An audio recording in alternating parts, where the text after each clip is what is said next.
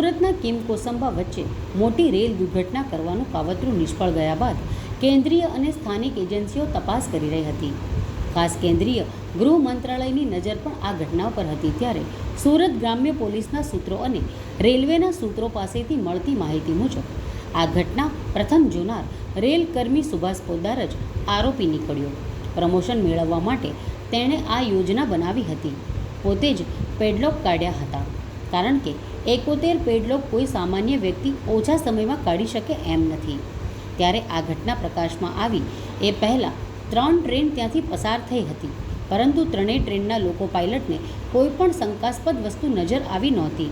કોઈ પણ ફૂટપ્રિન્ટ કે અન્ય શંકાસ્પદ વસ્તુ ઘટના સ્થળથી મળી આવી નહોતી, જેથી NIAને પહેલેથી જ શંકા હતી કે સુભાષ ખોટું બોલી રહ્યો છે.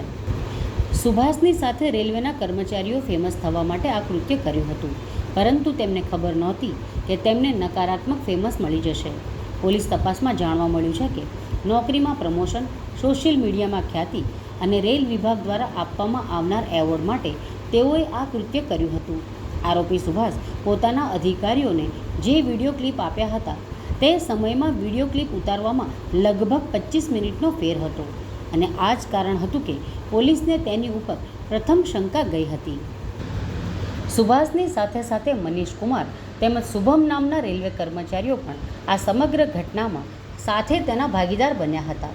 હાલ રેલવે પોલીસે ત્રણેયની ઉપર આકરી સજા નાખી વધુ તપાસ હાથ ધરી છે.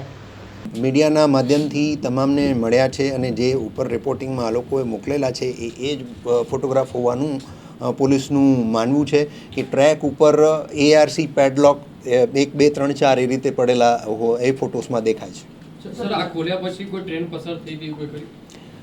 આમ તમે સમયગાળો જુઓ તો ઘણી બધી ટ્રેન્સ નીકળી ગઈ છે, તો ખોલીને પાછા મૂકી દેવા એ પણ શક્યતાને નકારી શકાય નહીં, અને માત્ર ખોલીને નીચે મર્યાદિત સંખ્યામાં મૂકવાથી એ એક્સિડન્ટ થાય કે ના થાય એ પણ પ્રોબેબિલિટી છે. એ બાબતે પણ રેલવે ઓથોરિટીઝ અને રેલવે એન્જિનિયર્સ પાસેનું ટેકનિકલ ઓપિનિયન આપણે લઈ રહ્યા છીએ.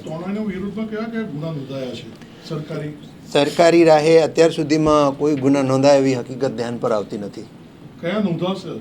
હવે ઓલરેડી ગુના BNSના પણ નોંધાઈ ગયા છે, રેલવે એક્ટના પણ નોંધાયા છે, જેમાં આજીવન કેદની અને ઇવન કેપિટલ પનિશમેન્ટની એટલે કે મૃત્યુદંડની પણ જોગવાઈ છે 150માં રેલવે એક્ટમાં. 150(1)(a), 150(2)(b) આ મુખ્ય કલમ છે. ઓકે.